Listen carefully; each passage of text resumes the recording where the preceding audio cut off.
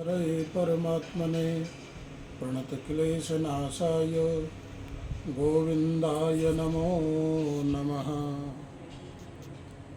आज हम वृषभान दुलारी राधा रानी के विषय में राधाष्टमी क्यों मनाई जाती है।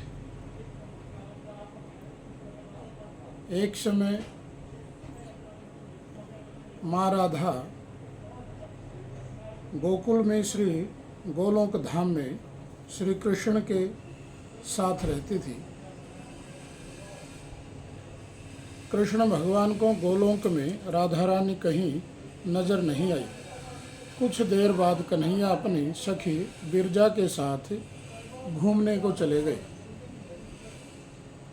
यह बात जब राधा रानी को पता चली तो उन्हें गुस्सा आया और वो सीधे कन्हैया के पास पहुंची।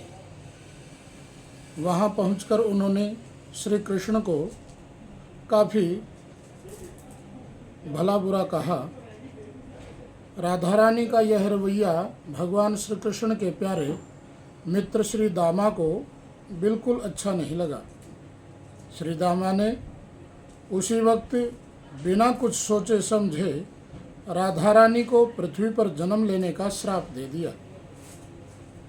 राधा को इतने गुस्से में देखकर कृष्ण भगवान के सखी विरजा भी नदी के रूप में वहां से बह चली।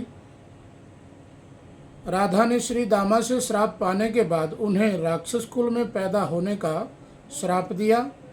राधा जी द्वारा दिए गए श्राप की वजह से ही श्री दामा का जन्म शंखचूड़ दानव के रूप में हुआ। आगे चलकर वही दानव भगवान विष्णु के परम भक्त बना। दूसरी तरफ राधा रानी ने पृथ्वी पर वृषभान की घर पुत्री के रूप में जन्म लिया। मनुष्य के अवतार में आपका एक वैश्य से विवाह होगा, वो मेरे अंशावतारों में से एक ही होगा। इस तरह आप पृथ्वी पर भी मेरी ही बनकर रहेंगी, परंतु हम दोनों को बिछड़ने का दुख सहना होगा। इसके बाद कृष्ण भगवान ने राधा जी को मनुष्य योनि के रूप में जन्म लेने की तैयारी करने के लिए कहा। संसार के सामने वृषभान जी की पत्नी गर्भवती हुई। जिस तरह एक बच्चा दुनिया में आता है, ठीक वैसे ही देवी कीर्ति का भी प्रसव हुआ। लेकिन असल में राधा माता का जन्म देवी कीर्ति के गर्भ से नहीं हुआ था। भगवान की माया से उनके गर्भ में वायु भर गई थी। देवी कीर्ति ने उसी वायु को जन्म दिया।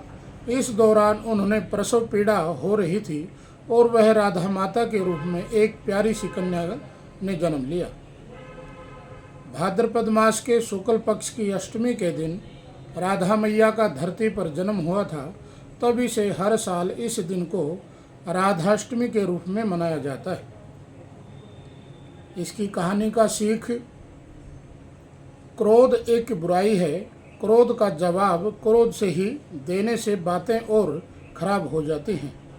इसके कारण कहीं दुविधाओं का जन्म और सामना करना पड़ सकता है।